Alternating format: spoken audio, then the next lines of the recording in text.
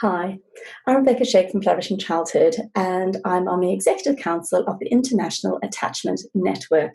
We are hosting a series of hopeful conversations to support parents and organisations who look after children at this time of COVID-19, with a real focus on attachment. A little bit about the International Attachment Network. Its fundamental role is to promote the ideas of attachment theory in all aspects of human connection. It really is an advocate and educates on its application for improved outcomes in the fields of psychological health, healthcare, social care, education, and public policy and beyond. It was begun in 1992 by close colleagues of John Bowlby, who is the founder of the attachment theory. Hi, Rebecca. Welcome. Hi. Hi. So today I'm speaking with Rebecca Brooks, and I'm really excited because I came across Rebecca's book recently, which is called The Trauma and Attachment Aware Classroom. I was doing a little bit of research for my new role as pastoral at the new school, which is the new democratic school opening in South London. And I was just trying to find some practical things to really support teachers and parents to think about attachment, because obviously relationship is such an important part of children achieving and for their well-being, which we'll chat about. So Rebecca, I just would love to hear a little bit more about you and also how you became so passionate about attachment and trauma. Excuse me. Thank you. Well, yes, I'm Rebecca Brooks, as you've said. I am an adoptive parent of 2 children, and before that I was a foster carer, and before that I lived and worked in Romania for 2 years, and we'll come back to that later. And before that I was a secondary school teacher for a really long time. I'm older than I look, and so that's really my background. I came into it through education, and then a long circuitous route has led me to this interest in attachment and trauma, which actually began before I became a foster carer and was part of the reason I went into foster caring. And I think in terms of where that interest has come from, I think probably it was around the year 2000 that I made my first trip to Romania. And this was to work with a Romanian charity that supported young adults, female girls, in Romania's childcare institutions, which we have traditionally called orphanages, but that's not what they call them, and that's not what they are really, but for ease of use we can use that term.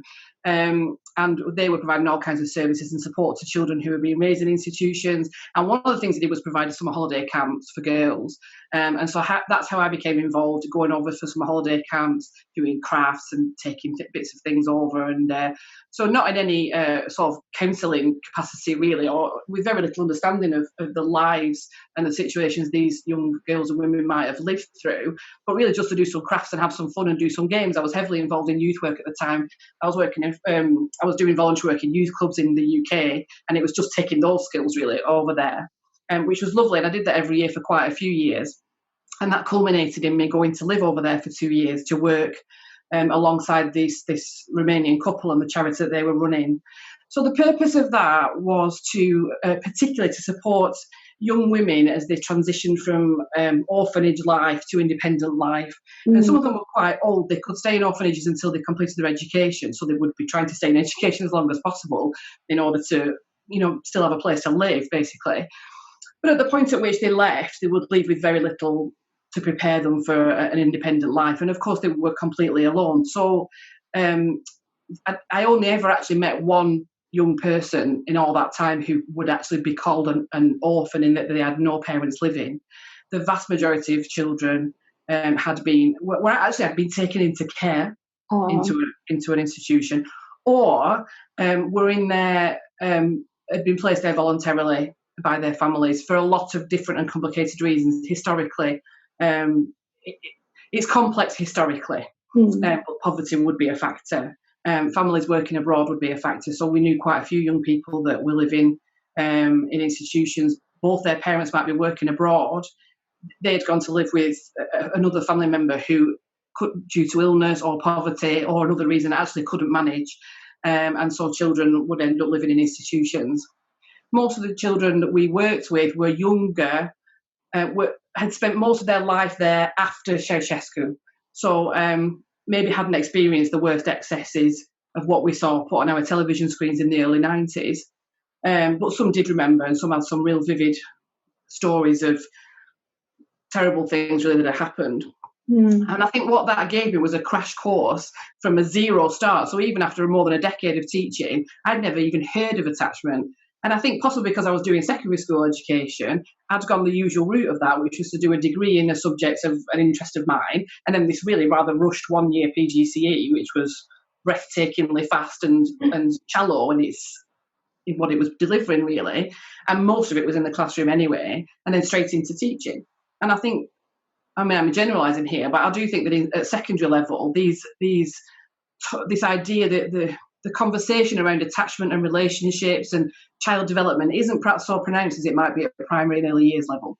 When I speak to teachers, I see a lot more early years teachers talking about child development than I do secondary school teachers. Right? Yeah. And we would certainly never encourage to consider any aspect of child development as part of our training, really.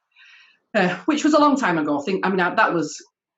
It's a quarter of a century ago. Things may have changed quite a lot since then, but I mean, that's how it was for me.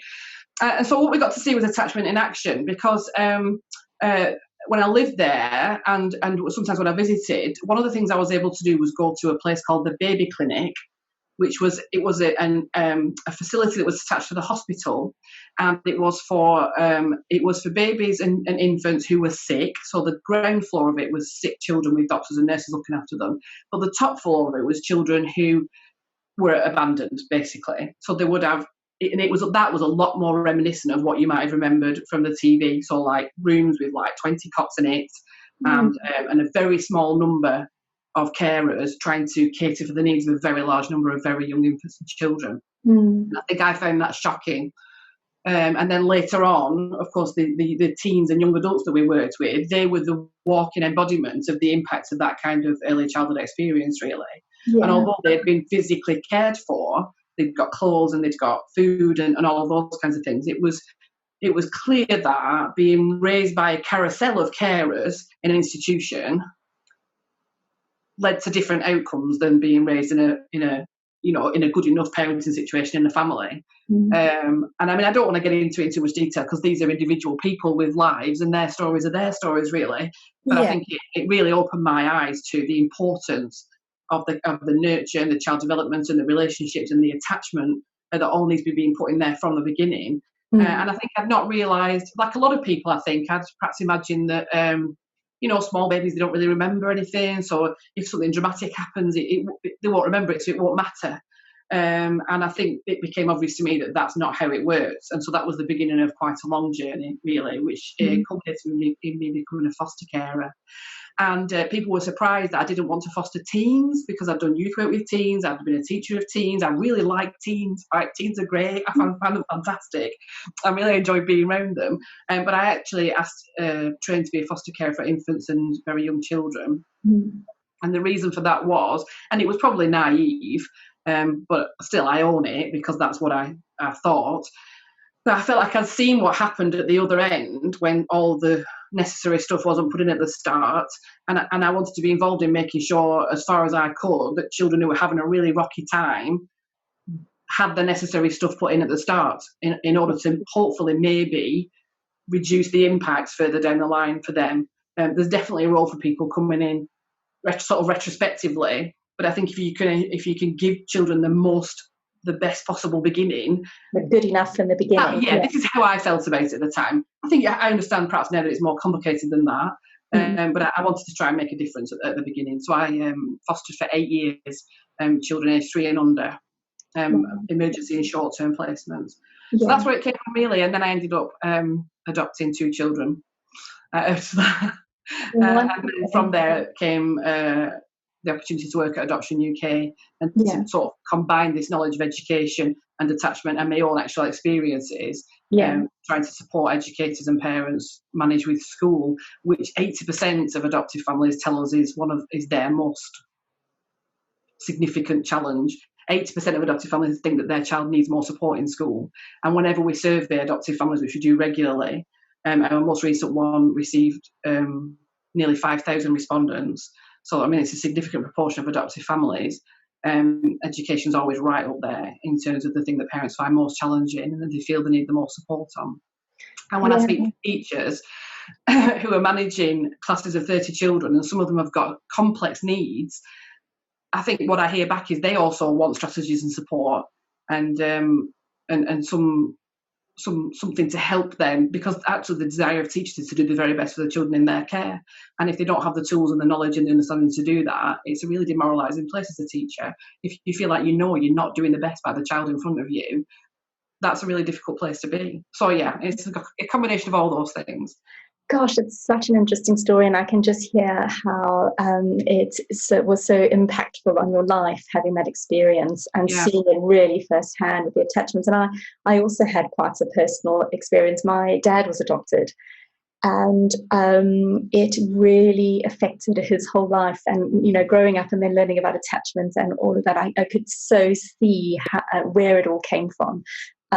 So I am very passionate as well about, you know, supporting as many children and teachers and everybody to understand, because you can heal attachment as well through good enough relationships, which is really important. And I think also, you know, teachers thinking about their own attachments, because often your attachment, well, not often, your attachment dictates how you relate to everything and everybody in your relationships. So it's all very well looking at your class, but also maybe taking some time to reflect on yourself.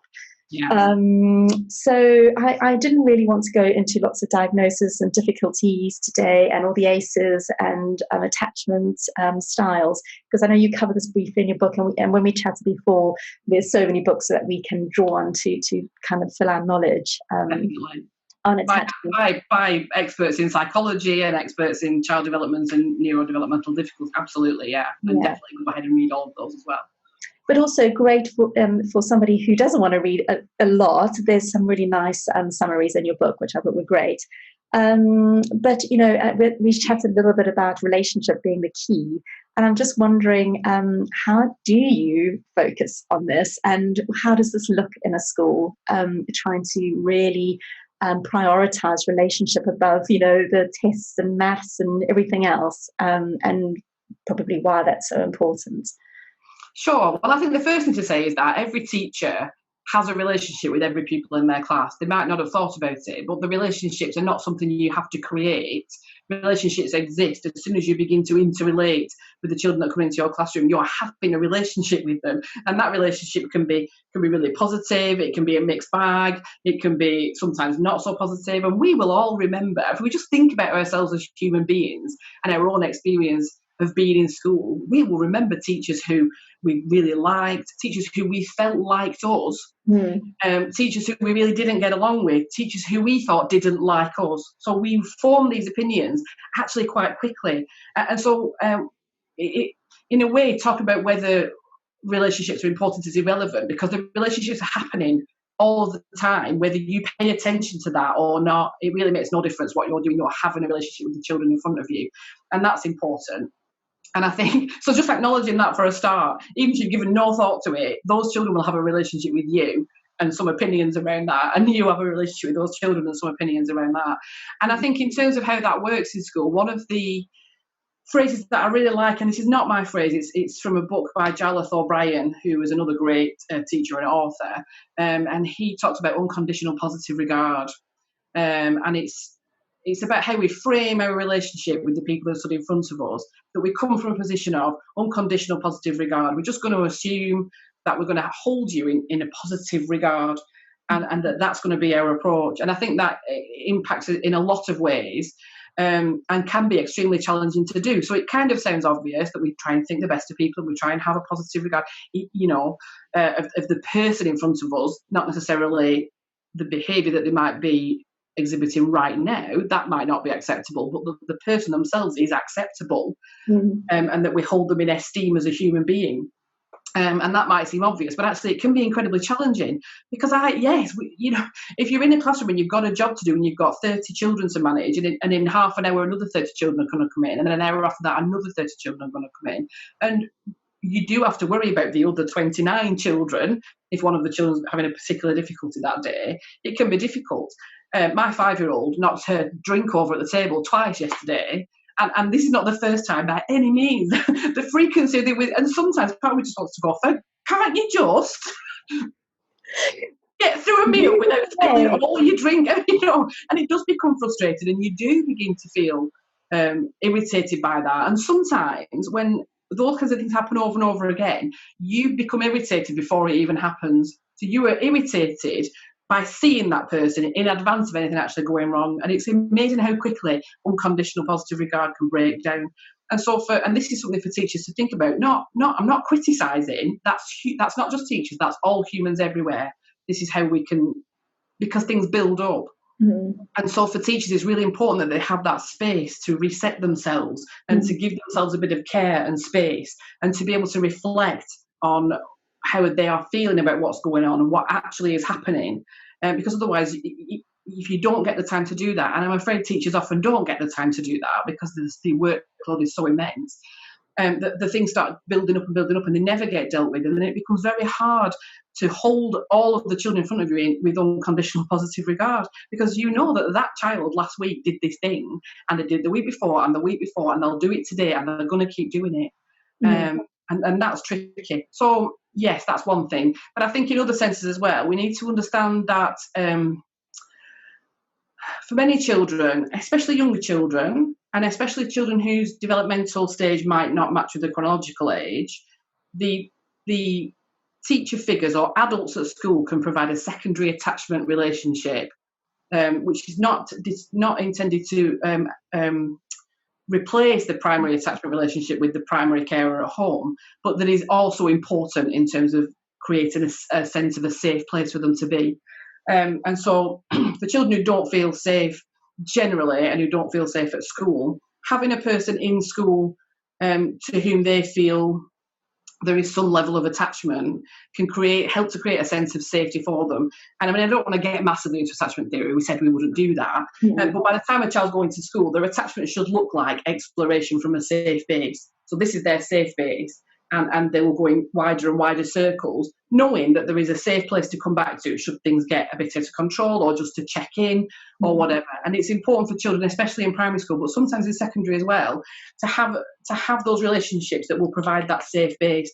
Otherwise, they're just in a huge environment with nothing to anchor them.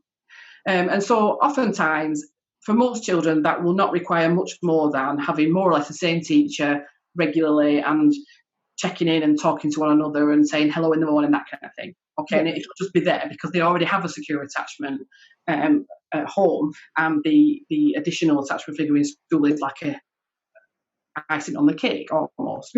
For some children who've experienced difficulties in their attachment relationships, either now or historically, the attachment figure in school will perform a much more important role. And so one of the ways that we can support and develop relationships is by encouraging young people to have a key person that checks in with them regularly, so a key adult that takes a particular interest in them. Now, this person is not to be a counsellor. We don't want teachers doing amateur therapy. Teachers don't want to do that either, and certainly parents don't need that from teachers. Children don't need that. But it's somebody who would maybe meet and greet the child in the morning, check in with them at lunchtime, how are things going, say goodbye to them at the end of the day, send them a postcard during the holidays, and possibly be available for more frequent, slightly longer conversations about how things are going and what was your day like, and how did you manage to get on with this problem that you had coming up. And again, it just gives that secure and safe base for children. And in terms of other relationships, though, we can't forget the importance of relationships between children and other children, and that some children need a lot of support with that. And also the relationships between the school, the teachers in the school, and the parents or carers at home. And those are also incredibly important. And actually, a lot of what can go wrong will sometimes have as a huge factor a breakdown in relationships between the adults in school and the adults at home. I think Dr. Emma Gore-Langton's book, Becoming an Adoption Friendly School, she has a great phrase in there that says something like, sometimes the school thinks the parents are the problem, and sometimes the parents think the school is the problem. But actually, the problem is the problem. And that, for me, it's a great little quote to just ground yourself again, to think, hang on, what actually is the problem here? It's not these people or those people. The problem is this discrete thing. Yeah, there's another little quote I heard this week, which if there's no conflict in me, there will be no conflict in you. it's like, if you're not feeling that conflict, the other person won't be. So obviously it's both parties feeding this problem, I suppose. And also the attachments, also the relationship between the teachers as well and the staff within the school, I think is what everybody's looking to. I think it's really important to foster that as well, probably. Oh yeah, I think this is really important, and I think when we're asking teachers to spend all day in front of groups of children, many of whom will have complex needs, learning needs, social emotional needs, a lot of different kinds of needs, and those things can't be separated from the job of teaching. You're teaching. When people say, what do you teach? People often say, oh, English, physics, but actually you're teaching children is what you're teaching. That's the knowledge that you're delivering, but what you're actually teaching is children, and children have personalities, and children have moods, and children have bad days, and children have all the same things that adults have got, but without the fully developed mechanisms in their still developing brains to deal with those situations in a way that we as adults might expect them to. And if we as adults want sometimes to be cut a bit of slack because a particular thing has happened that has made it much more difficult for us to deal with things that day, and let's face it, we all sometimes need that, then the least we can do is extend that same slack to children sometimes. And that's very difficult to do when we think about what about the other 29. And there is this persistent belief that children have an exaggerated sense of fairness, which I think is true, but that we underestimate children by assuming that their definition of fairness is always everyone gets treated the same. Mm-hmm. And actually, children understand that fairness or equal treatment can mean that person gets more help than me in order for them to reach a level of fairness with me. So that person finds maths difficult and gets extra help in maths. I don't find maths difficult, so I don't get extra help in maths. I find PE difficult or something else, or managing my equipment, so I get extra help with that. Children do understand fairness, but they understand a much more nuanced definition of fairness than I think perhaps some adults give them credit for. I think children understand that treating everybody exactly the same is not necessarily fairness. And in fact, when Edward Timpson did his review into school exclusions, there were a couple of quotes from young people there that really should make people sit up and think. One of the children said something like that they thought it was unfair if children were excluded because of a behavioural problem that they'd got, or they thought it was unfair if children were excluded because they were provoked and nobody tried to find out what led up to the incident. And these children had these, yes, incredibly strong sense of fairness, but it wasn't quite as black and white and unnuanced as perhaps we sometimes think that it might have been. Mm-hmm. It sounded very fair what they asked. Yeah. In my opinion, yeah, absolutely. Yeah. So I'm just going to move on a little bit about transitions, because and settling in, and especially in the light of COVID-19. So some schools have obviously gone back, and I've seen different schools deal with it in different ways. Some schools are wearing masks, which is already a separation for a child who's experienced separation trauma or anxiety or has anxiety. I'm just wondering if you have any practical ideas or tips for schools and teachers to support these children, especially because what's going to happen is you're going to have that behavior that's really irritating, and the misbehavior. But it might be this underlying anxiety that's driving that behavior. So, setting in place things that can really diminish those feelings of anxiety due to transitions would be amazing. I think the first thing that I'd say is really important before anything else is that schools need to look very hard at the way that they're going to support their staff during this time. This is a time of massive anxiety. Teachers have had a very long period of working in conditions that are nothing like what they're used to doing, being asked to do extraordinary things that are not what they were trained for necessarily, and that they might not have had a lot of experience in, providing online packages, home learning, live streaming lessons, all of that stuff. Quite a lot of teachers have been working in school anyway. They've worked through the Easter holidays, they've worked through the half term. So, teachers is a workforce, thinking about going back into education right now, this is a workforce that was already experiencing a huge workload, always change in education, that always has to be dealt with, in a job that is at best quite stressful anyway. It can be quite stressful and physically and emotionally, mentally demanding anyway.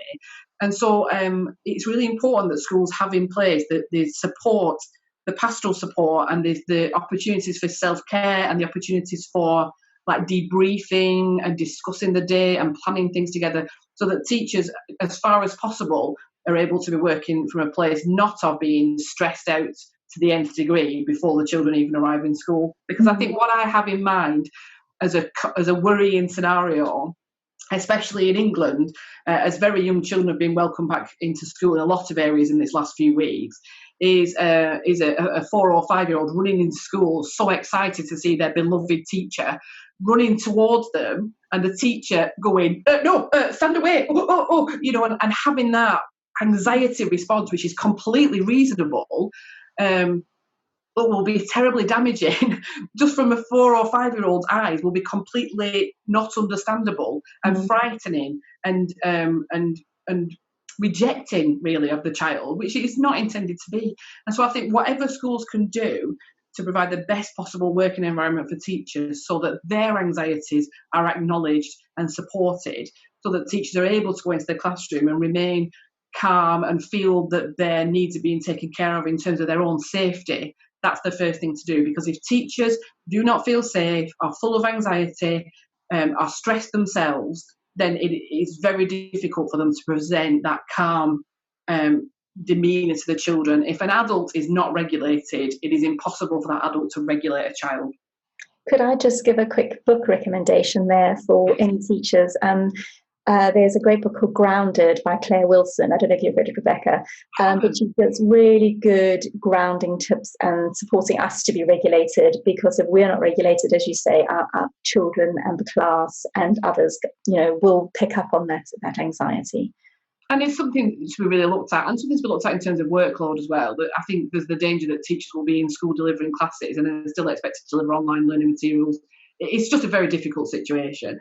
So we need to take care of our teachers if we expect our teachers to take care of young children, especially those who struggle the most. I'm not going to talk too much about why it is that care experience and adopted children might have particular difficulties with transitions. It's in the book. But if we just take it for granted that they do all of the time and not just now, I think this COVID-19 transition is particularly challenging. Most children did not have a good ending on when school finished, so there wasn't the usual build up to, children might have a summer holiday every year that's 6 or 8 weeks long, but normally there's quite a build up to it. Children know it's coming. There's a lot of preparation. We put a lot of effort into making sure children understand what's happening with that. That's not what happened here. Schools suddenly closed with very little notice. Children were not able to say goodbye, or I think of year 6 children that couldn't have their end of year disco, the whatever parades and things they have in school these days to mark at the end of their time at primary school. All that went amiss, and the same for year 11 students and year 13. In terms of what children transitioned to when schools closed, they did not transition to a summer holiday by any means. So what children transitioned home to was not their usual home arrangements. Suddenly they couldn't see the grandparents or their friends or relatives. They couldn't go to the park. Normally during the holidays, people might have childcare arrangements or summer clubs or different things. All of that was gone.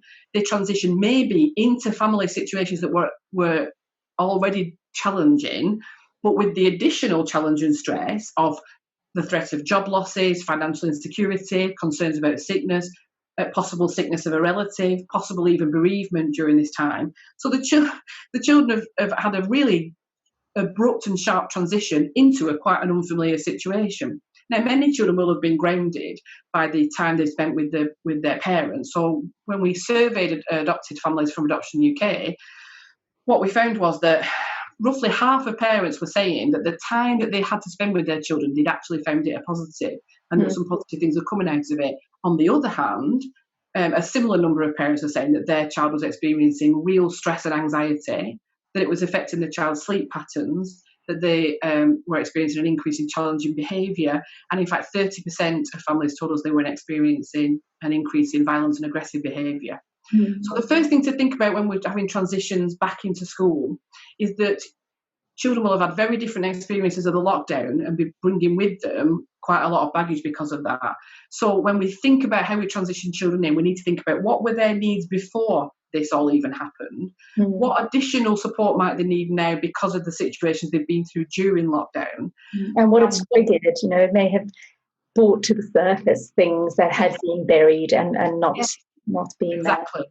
So it's not to assume that because this child was okay with this 6 months ago, they'll still be okay with this now, because this period of time will have caused changes for some children. And we're hearing from a lot of families that say their children have, let's use the word regressed. I don't really like that word, but have regressed to behaviours and strategies that have helped them to cope in the past. So in previous times in their life when they felt very unsafe, when there's been a lot of anxiety, when things have been very difficult and they've developed coping mechanisms for that, they may have gone away over the years, but they've come back now. So I think we can expect some children to come back really reluctantly to school, to be revisiting separation anxiety and behaviours associated with that might have been left a long time ago. We can expect children to have heightened levels of anxiety about everything.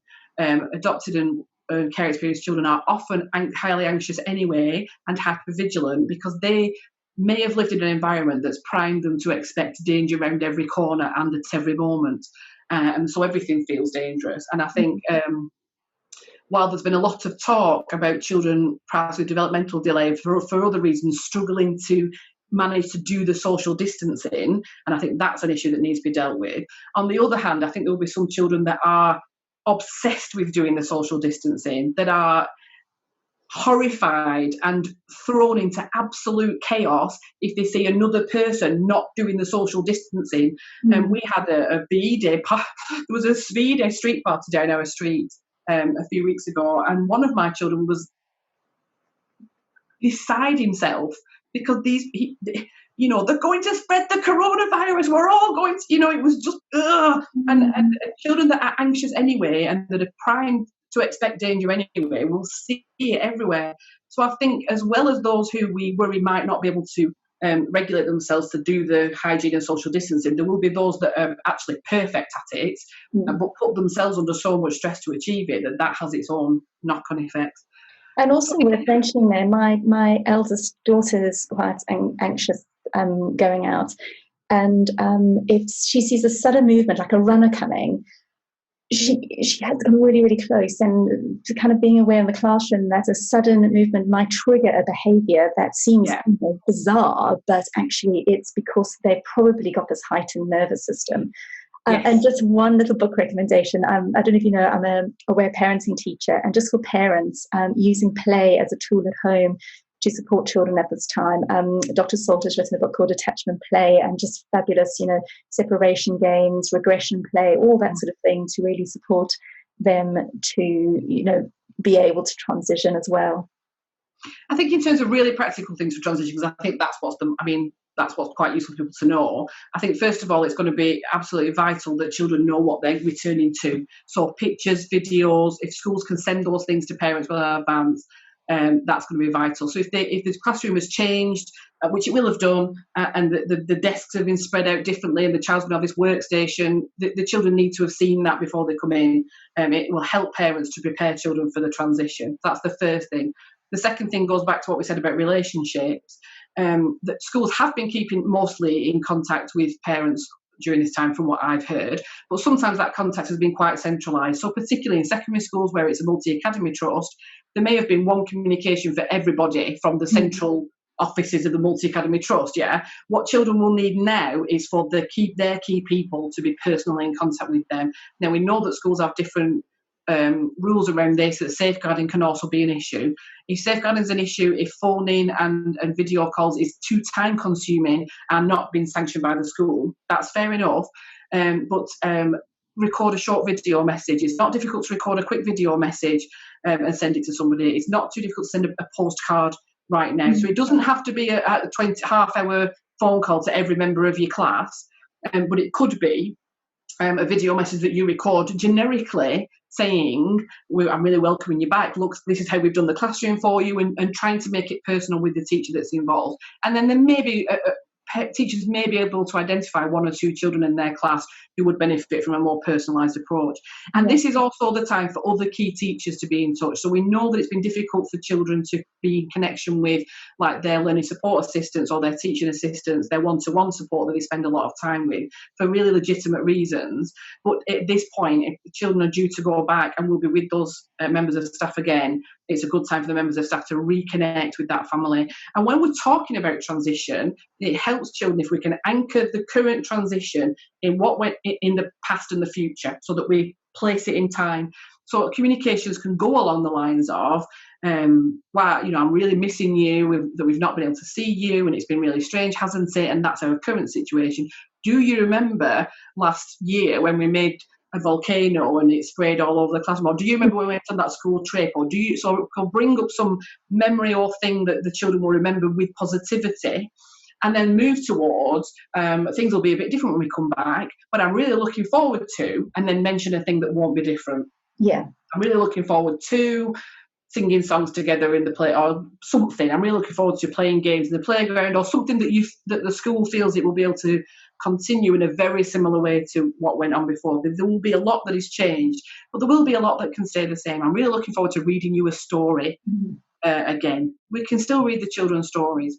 So I think that's another thing in terms of communications and how we frame the transition, so that we position it, anchor it firmly in the present and the past. That's really useful. And I think then, I think one thing that really concerns me is children who might struggle to maintain social distancing. I think that probably applies to most 5-year-olds, just generally. I have a 5-year-old at home, and it wouldn't be happening. But there's a lot of concern about this, and there's a lot of concern amongst teachers that they will be putting themselves at risk. And I think there's been quite a lot of talk that maintaining social distancing and hygiene should be made into a school rule and viewed as part of the school's behavioural policy. And most schools' behavioural policy will apply consequences for breaches of the rules.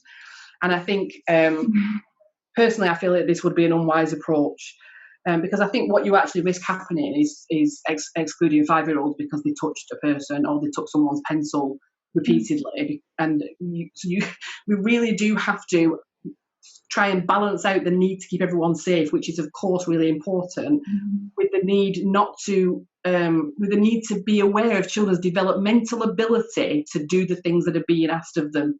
And we know during lockdown that a lot of adults apparently haven't had the ability to do what was being asked of them, and we cannot expect more of 5-year-olds than we do with grown adults.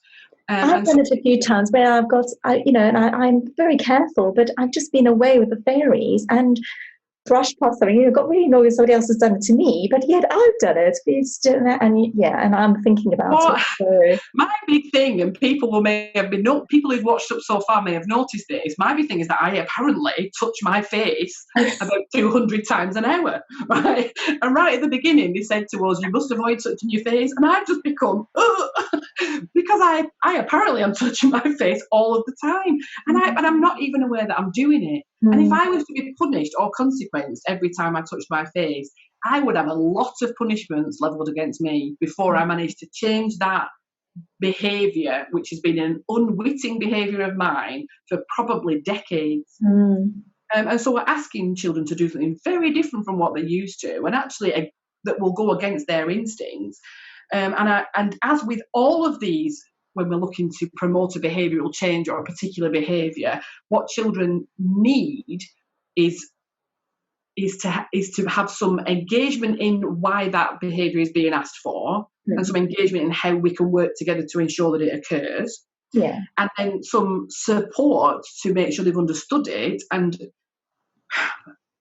for adults to put in place systems which will make it easier for the children to do that. And we know that schools are doing that by, for instance, putting the tables further apart, drawing lines on the ground. I've seen a beautiful photograph of the school drawing hearts on the floor 2 meters apart so children know where to stand. So if we can help them by putting systems in place to encourage their understanding of what's being asked. But we must understand that. We must remember that sometimes children will impulsively do things, and it will take time for these things to be bedded in. And when children are struggling to adapt to a behavioural norm that is expected of them, what works well is to identify the reason why they're struggling with that, and to put in the support that will be needed to help them to do that. And if the support isn't achieving the result we need in the time frame we need it, then to make reasonable adjustments for that child. So some children may need to have a staggered start and end to the school day. They may need to have staggered break and play times.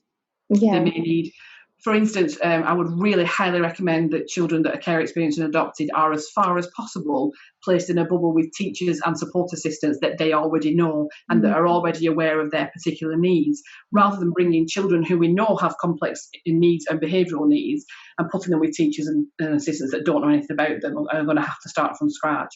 We may need to raise up our level of nurture support. Does the school have a pastoral room, which is nice, that you can go to for genuinely to cool off, or to be given support, or to be helped through things? So these are things that need to be put in place, because actually children who will struggle to adhere to social distancing, they're still entitled to an education. Yeah, absolutely. And also understanding, that not adhering to it is not coming from a place from not wanting to adhere to it. It's completely not being able to, either due to anxiety or stress or trauma or attachment issues. So or just forgetting. 5.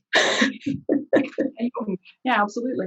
And I think there is a concern that, there's been some unfortunate news stories of young adults weaponising social distancing, weaponising COVID-19, spitting on people and this kind of thing. And I think, that obviously has happened. And I think as teachers, there will be teachers, particularly of where they're aware that they'll be teaching children who sometimes have aggressive outbursts, because that does happen, and we can't shy away from that, and worrying that this kind of violating of people's hygiene and distancing and safety will be used as part of an aggressive outburst. And it might be, actually.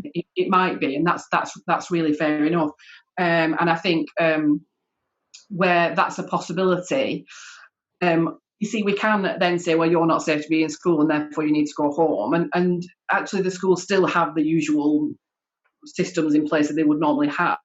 But where possible, it's always better to avoid having a child in that level of dysregulated state where possible than to punish them after they've been in it. Absolutely. So it's something to always think about. Now, I'm saying that with a huge amount of caution, because I've spent donkey's years in teenagers' classrooms with them, and I know that it's just not always possible. You don't always see it coming. It seems to come from nowhere. It's you've got too many other things to deal with than to just focus on that one child. But I think this is where we can really raise our game in terms of pastoral support for children who are prone to behavioural outbursts, to make sure that they have, for instance, the ability to get out of the classroom and go by a prescribed route to a prescribed place where they'll be supervised, not in a punishment way necessarily, but in a way where they can genuinely cool off and genuinely be spoken to and genuinely be helped to become regulated again so they can return to the classroom. I would always prefer that. I think there's always a concern that children will take advantage of that. I don't think that my experience is that doesn't happen. But also that if a child leaves the classroom 3 or 4 times a week for 20 minutes in order to avoid a confrontation and avoid a massive breakdown, that is better than the child having the huge reaction and then being excluded for a week. Yeah. They're missing less education that way. So I think there are things we put in place with regards to the nurture and the pastoral support that schools are able to provide. Again, understanding that staffing and space will be at a premium. It's going to be very difficult. And also recognising that, if they're choosing to go out, even though they're not about to explode, they probably need something. And that whatever they're going to is providing that, because children do want to be part of a group and be accepted and be part of things. And if they're not managing, it's because they're missing something. So whatever they need, that's probably what it's giving them. So yeah, amazing. And with teenagers, there's a huge, there's a worry about letting kids get away with the behaviour, and we know that a conversation will need to be had with that child about that thing that's just happened. And the way that I would encourage that conversation to take place can't reasonably be done in the class with 29 other children there and a curriculum to get through. So for me, it makes sense to say, look, we've reached this stage. I'm going to call Mr. Smith or whoever now and that you can go with them to the chill out room and have a conversation with Mr. Smith about it, and to do that discreet and not to make a big deal of that. And what I found time and time again with teenagers, even really rowdy, boisterous ones, was that they responded much better to a quiet word of correction done in private than the same thing being said in the same way in front of all their peers, because it shames them. And when teenagers experience strong feelings of shame, often their reactions, not always, but often their reaction to that is to turn that round in a rage towards you. And it's a defensive mechanism, but it actually leads to massive confrontations in the classroom that can rip apart your whole lesson. So really, especially when children are starting to get riled up, to just have a quiet word.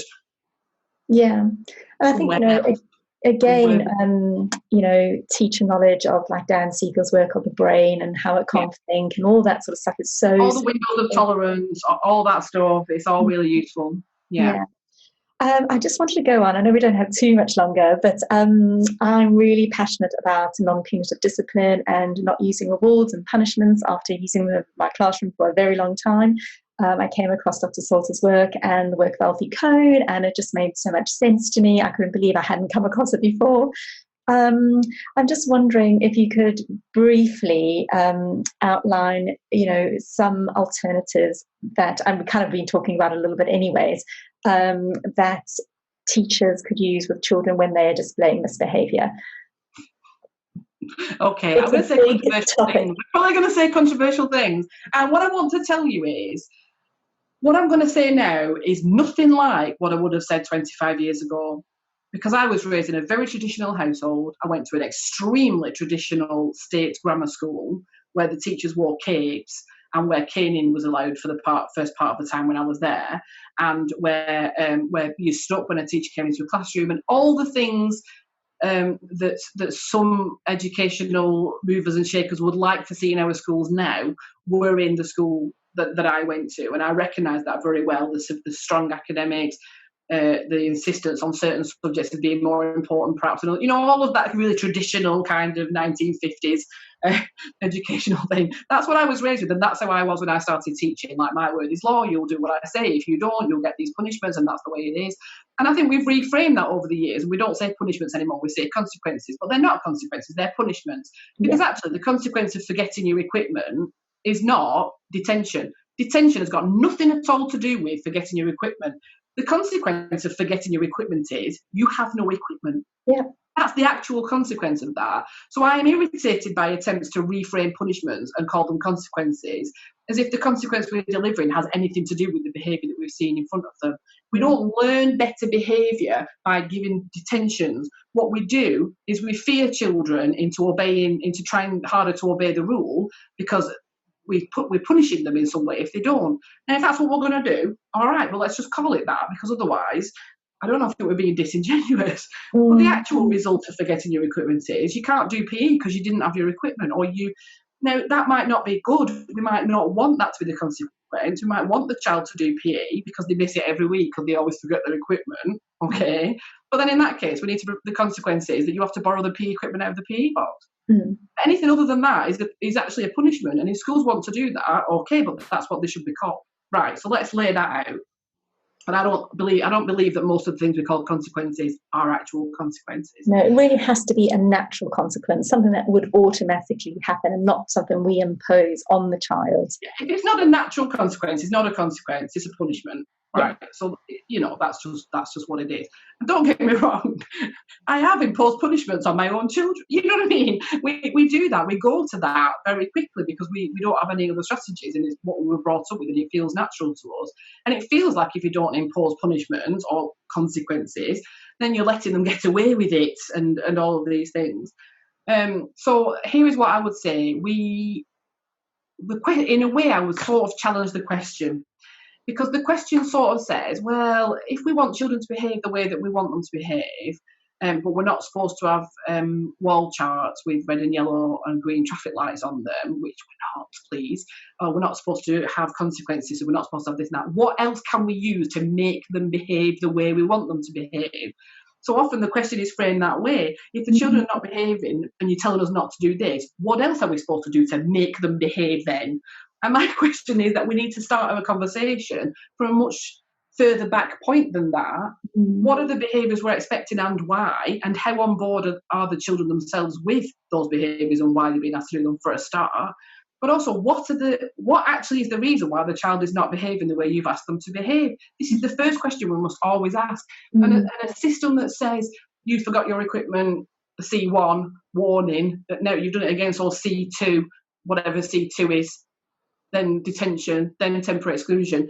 At no point in that process is it built in for anybody to say, well, I don't understand why you've not brought your equipment. What's going on? What's happened that you came without your equipment? Now, sometimes the answer is going to be, I just really hate PE and I just really don't want to do it, right? And then sometimes the teacher's going to have to say, I'm really sorry about how you hate PE, you just don't want to do it, but it is part of the school curriculum and you're expected to do it, and we can't really change that for you. How can we make it less hateful for you? What can we do then to encourage you to participate in it to some degree? Which bits of it do you feel okay about doing? But it might not be, I hate PE. It might be, I have massive body image issues and I can't bear to get changed in front of all those other people in the changing rooms.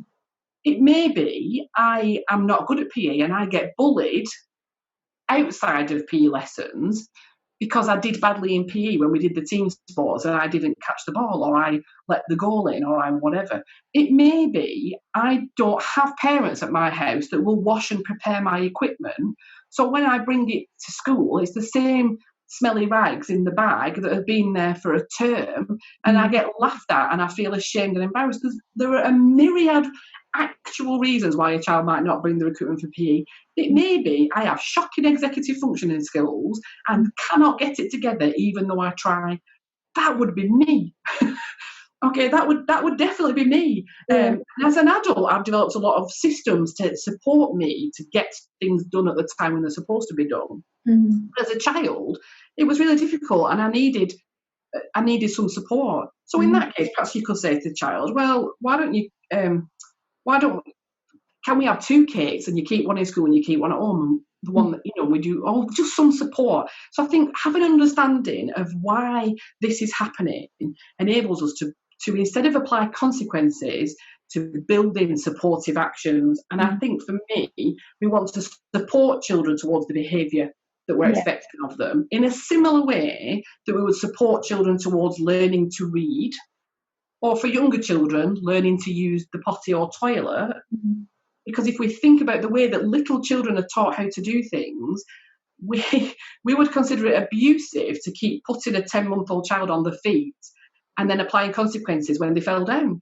That's not how we teach children to walk. We assess their developmental ability to do the thing we want them to do, and then B, we provide supportive mechanisms to enable them to work towards the thing that we want. And we do that in almost every area of education except behaviour. For some reason, we imagine that children should just know how to behave magically, and that if they don't, then punishing them will be the way forward. And I think, first of all, we don't assume that children know how to behave. We never assume they know what's expected. We lay it out clearly in a short series of easy to remember points. We don't want a rule book that looks like War and Peace, because it would never be applied consistently.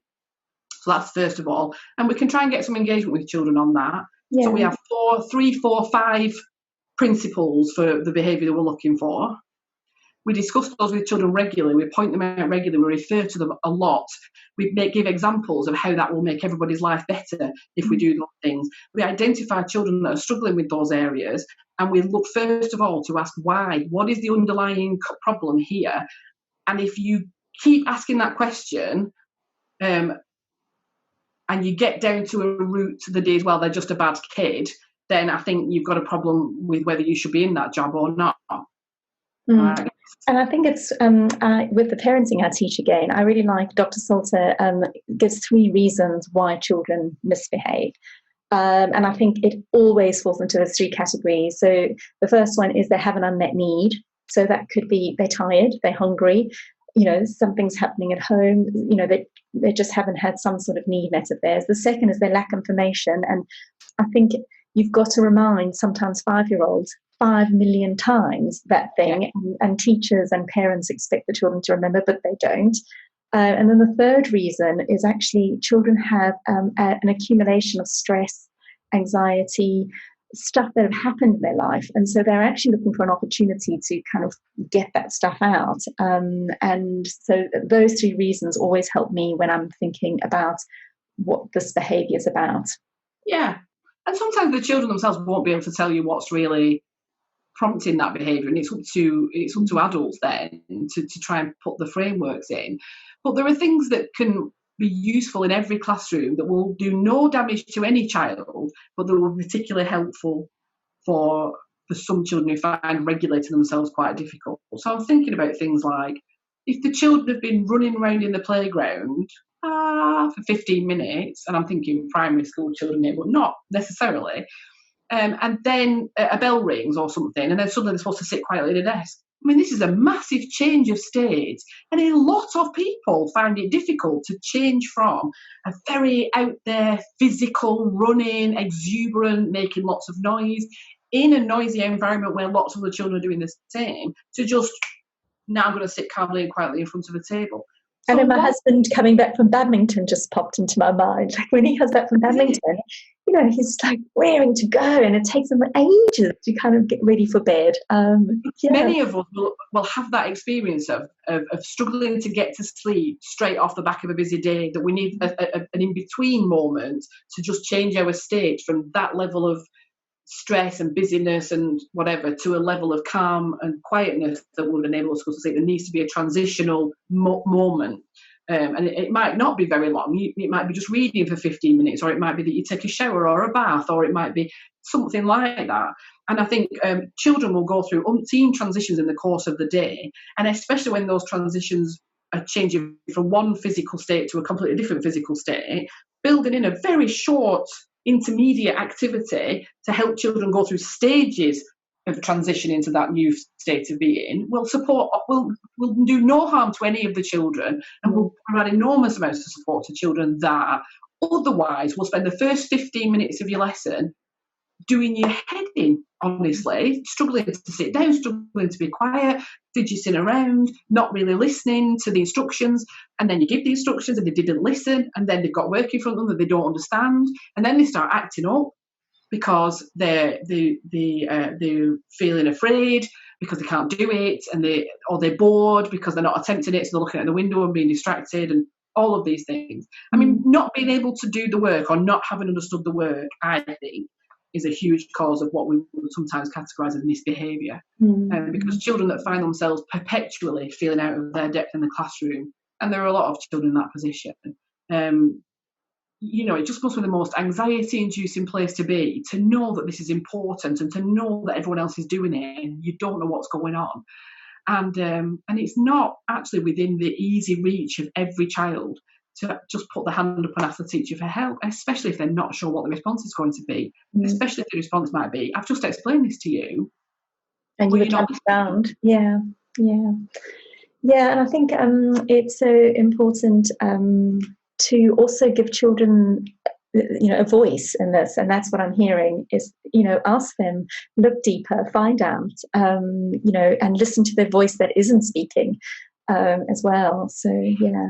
And I recognise that there may be teachers listening to this going, well, I'm sorry, but I've got this curriculum to deliver, and there are 30 children, and this child's got dyslexia, and that child's on the autism spectrum disorder, and that child has ADHD, and I don't have the time to sit down and have a 20-minute conversation with this individual about why this is going on. And, you know, you don't. That's just the truth. And sometimes I feel bad for teachers when people like me are saying things like, all behaviour is communication, because actually when you're in the classroom, even if you think that's true, and I do think it's true, but I think I also acknowledge that sometimes what's being communicated is, I don't want to do this, all right, I just don't want to do maths, it's horrible, or whatever. Sometimes that is sort of what's being communicated. Often it's something deeper than that and that needs more significant help, but sometimes it's just, I don't want to do this, or something, you know. So I think there is that as well. But I think when you're in the classroom, even if you know that Jamie throwing a chair is communication, it's not really helpful in that moment, because you cannot have Jamie throwing a chair in a classroom with 30 other children. And this is where, although the book is called The Trauma and Attachment Aware Classroom, it is pointless for an individual teacher to try to be trauma and attachment aware if the school systems as a whole are not trauma and attachment aware. I remember a long time ago, a teacher friend of mine, she'd not been teaching long. She came to teaching later after another career.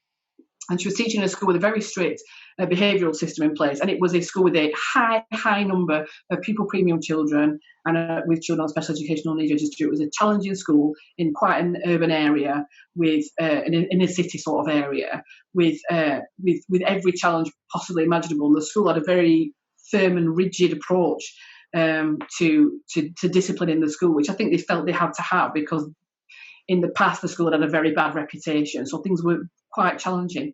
And I remember this teacher saying to me, well, I have this pupil in my year 9 class who is disruptive every week, in every lesson, disruption. There's low-level disruption, chatter, flicking things, distracting others. It goes on and on.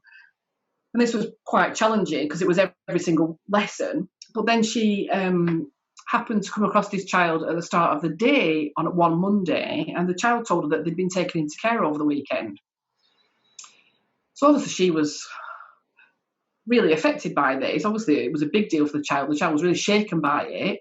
But despite having moved out of his family home, gone to live with strangers, the whole thing of entering care, he was in school on the Monday. You know, he was there, he was doing it, he had his uniform on, he was having a go.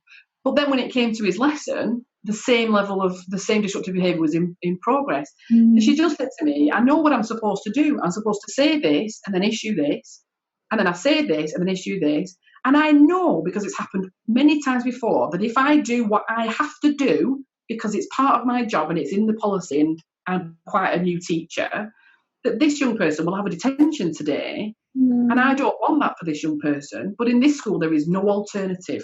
There is no pastoral room. There is no cool-off thing. There's no nurture room. There is nothing that can be done. She says, what I really wanted to do was say to this kid, good grief, let's go over here and sit on these comfy chairs and have a biscuit and have a talk about things. But there was no facility to do that in the school. Yeah. So the approach that has an informed approach to children who are having these struggles needs to be a whole school approach. The pastoral systems need to be in place. And unfortunately, when times are difficult, these can sometimes be the first things to go. Because having a lot of non-teaching staff around the school looks like a waste of a school's money, doesn't it, for people who don't really understand children. But if a teacher knows that a child in front of them is that there is a reason for that behaviour, knows what it is, and knows that it's communication and knows what is being communicated, but has no facility to help with that, then that is not only difficult, doesn't help the child, but it's incredibly difficult for the teacher. And a lot of the time you can deal with minor incidents in your classroom with no difficulty. But when you know that there's something to it and it needs more investigation than that, there's going to need to be wraparound support for the teachers and for the children and young people. And it needs to be a school-wide implementation of that where everybody's supported into it, really. And the teacher also needs support because when you spend a lot of time with people who have experienced terrible trauma, you yourself will begin to experience, they sometimes call it secondary trauma, but it kind of rubs off on you. They're just hearing the stories and seeing the outworking of that. It has an emotional impact on you as well. So the pastoral support needs to be there for the children school-wide and the teachers as well. Yeah, I think there definitely has to be changes in the systems, and just recognising that without these relationships, the children aren't going to be achieving and they aren't going to be doing the work. And that's really what the school wants. So, with all our knowledge on attachments and ACEs now, I hope in the future we will see the focus on pastoral more and more in schools. But I realise we've been chatting for such a long time. I had a couple more questions, but I think I will end off. And maybe, Rebecca, we could chat again because I could chat all day. I could talk about it all day.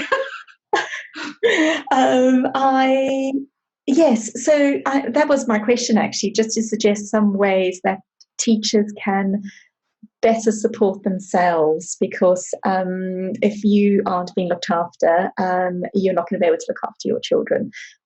Just some practical ideas that you had about that, so that you're better equipped to help the children. And it may be, going to your head teacher and saying, hey, look at this. Can we get some attention and trauma? This is important. I training? think what tends to get said at this point is that teachers should, practice self-care and do mindfulness but okay, and I think, yes, all right, if that helps individual teachers, that's fine. But actually what teachers need is a manageable workload, really great working conditions, a senior leadership team who will put the right procedures in place and then support them to do that. So really to me, what makes things better for classroom teachers is to do with the structures and the systems within which they are operating.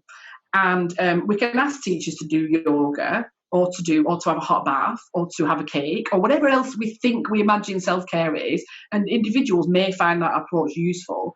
But I think it's a cop-out in a way for schools to expect teachers to manage their own self-care through these methods, when actually what will be far more supportive for teachers is that the systems and the processes and the structures within which they are working are structured in such a way as to provide them with the support they need on a day-to-day basis. And I think teachers are experts in what they do and can manage an awful lot of stuff, but if they're not being backed up and supported, if their workload is unmanageable, and if the systems they're supposed to apply to deal with the things that are stressful do not work properly, then that is a surefire way to teacher burnout, and that will not be solved, I don't think, by taking a long hot bath. Yeah, so it's really sort of systemic within the schools to build these systems of support. Thank you so much, Rebecca. I just really also wanted you to tell us how people could get hold of you if they were interested in finding out more. I know obviously you work for It's Adoption UK. Yeah. Your contact details, which we'll add at the end of the video, and any sort of services you offer. So Adoption UK, we offer a membership service for schools and an individual educator. So it's a similar membership, but there's a two-tier pricing: one for whole schools, where several members of staff can benefit, and then one for an individual teacher or education professional. And with that, there are discounts on training. We have some online training resources that you can download and use as part of your own inset.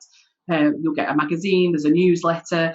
You'll get discounts on books. I mean, there are lots of things in that that teachers may find useful, and particularly it is tailored towards supporting children who are previously looked after, so adopted and all previously looked after children.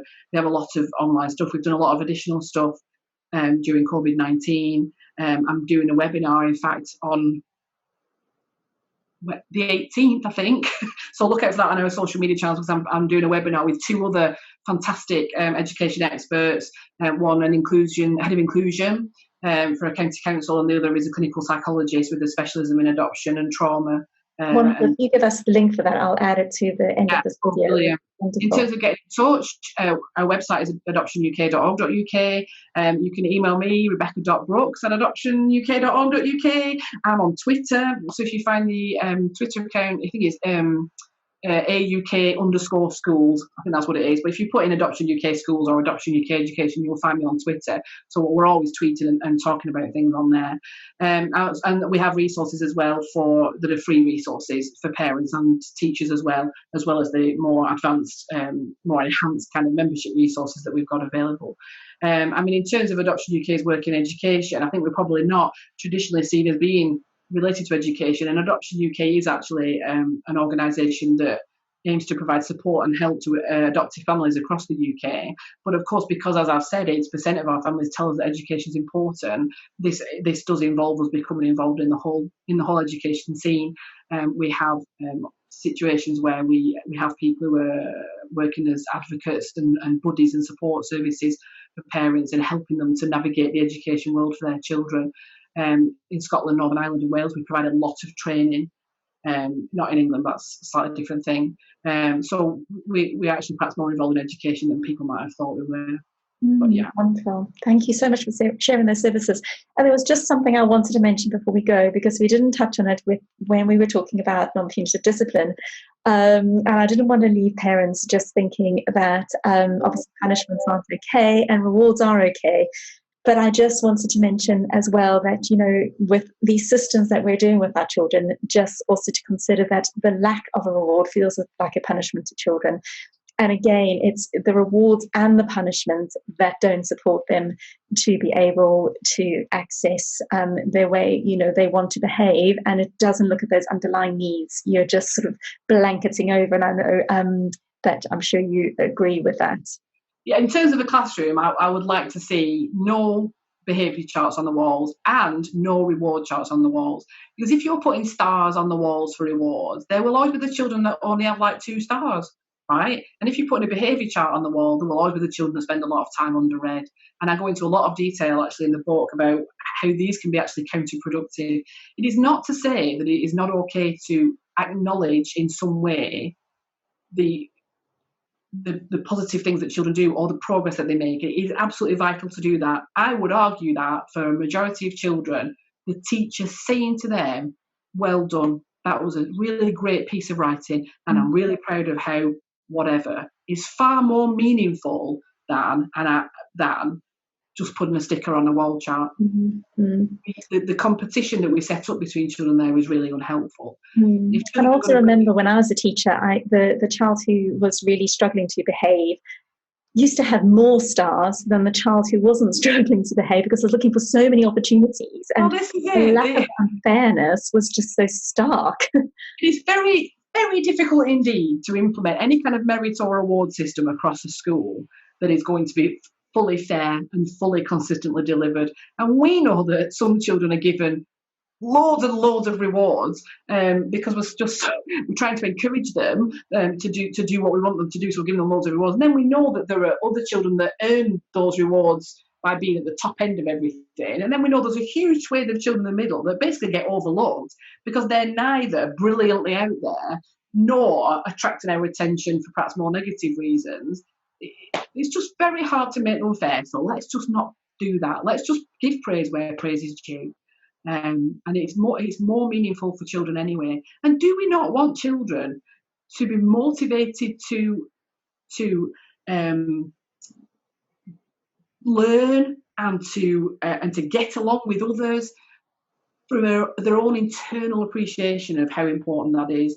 That surely is the end result of what we want for children, that children are internally motivated to learn and to get themselves in the best position to learn because that's what they want to do out of themselves, rather than we are imposing it on them, training them to do that with carrots and sticks, really. I mean, that would be my ideal dream. That maybe I'm incredibly idealistic, but I think that's what we need to be aiming for. I'm wondering whether the systems we've got in place are really going to get us to that destination.